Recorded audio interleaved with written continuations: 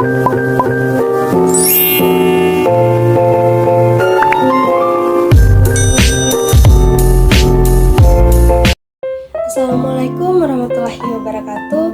Om Swastiastu. Saya Niketut Anggi Sugiarti, kelas 3F dengan NIM 151422136, jurusan Pendidikan Guru Sekolah Dasar, Fakultas Ilmu Pendidikan Universitas Negeri Gorontalo. Pada video ini saya akan membahas materi yang kelima, yaitu cara membuat bahan pembelajaran cetak dan langkah-langkah membuat bahan pembelajaran cetak dengan mata kuliah pengembangan bahan pembelajaran. Materi yang pertama yaitu cara membuat bahan pembelajaran cetak.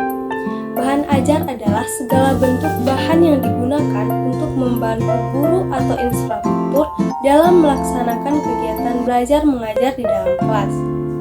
Nah, bahan ajar ialah seperangkat materi yang disusun secara sistematis, baik tertulis maupun tidak tertulis, sehingga tercipta lingkungan atau suasana yang memungkinkan siswa untuk belajar. Bahan ajar cetak dapat ditampilkan dalam berbagai bentuk. Jika bahan ajar cetak tersusun secara baik, maka bahan ajar akan mendatangkan keuntungan seperti yang dikemukakan oleh Stephen Peter Blasted. Beberapa keuntungannya ialah yang pertama, bahan ajar tertulis cepat digunakan dan dapat dengan mudah dipindah-pindahkan. Yang kedua, menawarkan kemudahan secara luas dan kreativitas bagi individu. Yang ketiga, bahan ajar tertulis relatif ringan dan dapat dibaca di mana saja. Nah, selanjutnya kita akan membahas tentang cara membuat modul yang menarik. Meskipun modul yang kita susun sudah mengikuti langkah-langkah penyusunan modul yang benar, tetapi belum tentu modul tersebut mampu membangkitkan semangat belajar mandiri pada diri siswa. Hal ini kemungkinan kita lupa bahwa selain baik dan benar, modul juga harus dibuat dalam kemasan yang menarik. Nah, seperti yang kita ketahui, berbagai hal yang menarik pasti akan menimbulkan minat untuk melihat dan menelusuri lebih jauh isi dari modul. Modul yang beredar di pasaran yang sering digunakan sebagai acuan mungkin segi format sudah sangat memenuhi syarat. Namun, terkadang kita lupa mempertimbangkan dan memperhatikan nilai estetika dan grafika sebagai salah satu aspek yang menarik perhatian siswa. Sebagai contoh, ketika memaparkan lembar kegiatan siswa, sedapat mungkin kita tampilkan kegiatan yang berbeda dari biasanya, tetapi menggunakan peralatan dan bahan yang mudah diperoleh siswa dalam kehidupan sehari-hari. Selain itu, menghilangkan kejenuhan siswa yang harus selalu berkutat dengan bahan dan alat kimia di lab, juga memberikan pengalaman belajar yang lebih bermakna karena semuanya berkaitan dengan kehidupan siswa atau bersifat kontekstual. Selanjutnya yaitu cara membuat handout. Istilah handout sudah sangat familiar di telinga kita sebagai pengajar. Namun mungkin kita hanya mendengar dan tidak tahu arti dan makna yang sesungguhnya dari handout tersebut. Handout merupakan bahan ajar yang dituangkan secara ringkas yang berguna sebagai pegangan dalam pembelajaran. Dengan adanya handout, guru membantu peserta didik dalam mengikuti pembelajaran secara lebih terarah dan terfokus. Karena handout adalah sejenis kisi-kisi materi ajar yang akan disampaikan oleh guru. Adapun beberapa hal yang perlu diperhatikan ketika membuat handout yaitu yang pertama, berisi materi-materi yang pokok saja, bukan uraian detail tentang materi. Yang kedua, biasanya dibuat untuk tiap bab atau materi pokok atau pokok bahasan. Yang ketiga, bukan dibuat untuk setiap kali pertemuan karena handout bukan rencana pembelajaran.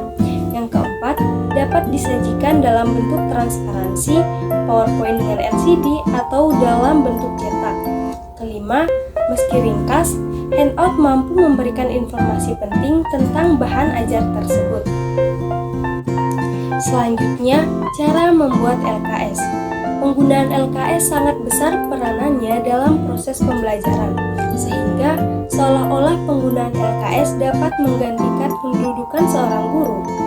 Hal ini dapat dibenarkan apabila LKS yang digunakan tersebut merupakan LKS yang berkualitas baik.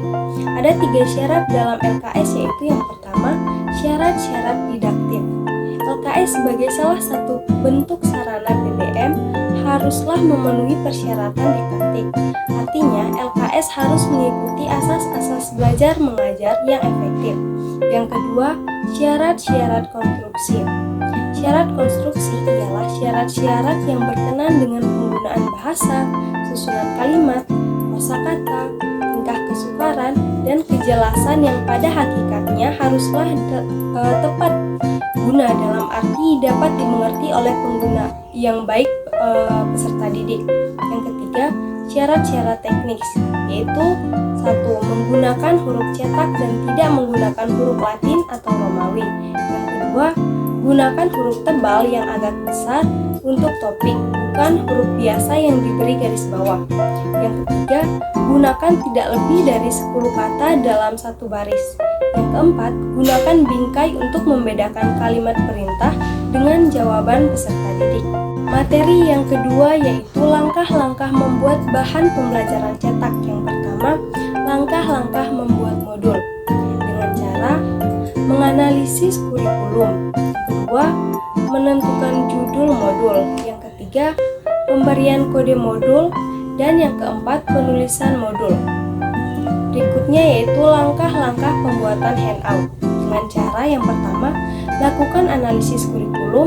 Yang kedua, tentukan judul handout dan sesuaikan dengan kompetensi dasar serta materi pokok yang akan dicapai. Yang ketiga, kumpulkan referensi sebagai bahan penulisan. Yang keempat, menulis handout dengan kalimat yang singkat, padat, namun jelas. Yang kelima, mengevaluasi hasil tulisan dengan cara dibaca ulang untuk menemukan kemungkinan kekurangan-kekurangan. Yang keenam, gunakan berbagai sumber belajar yang dapat memperkaya materi handout, misalnya buku, majalah, internet, atau jurnal hasil penelitian. Selanjutnya, langkah-langkah pembuatan LKS. Yang pertama, melakukan analisis kurikulum. Yang kedua, menyusun peta kebutuhan LKS. Yang ketiga, menentukan judul-judul LKS. Yang keempat, penulisan LKS. Jadi, kesimpulan materi tentang cara membuat bahan pembelajaran cetak dan langkah-langkah membuat bahan pembelajaran cetak, yaitu bahan pembelajaran cetak dapat diartikan sebagai perangkat bahan yang memuat materi atau isi pelajaran untuk mencapai tujuan pembelajaran yang dituangkan dengan menggunakan teknologi cetak. Suatu bahan pembelajaran cetak memuat materi yang berupa ide, fakta, konsep, dan prinsip. Kaidah atau teori yang tercakup dalam mata pelajaran sesuai dengan disiplin ilmunya, serta informasi lainnya dalam pembelajaran. Nah, itu tadi pembahasan materi tentang cara membuat bahan pembelajaran cetak dan langkah-langkah pembuatan bahan pembelajaran cetak. Akhir kata saya ucapkan wassalamualaikum warahmatullahi wabarakatuh. Om Santi Santi Santi.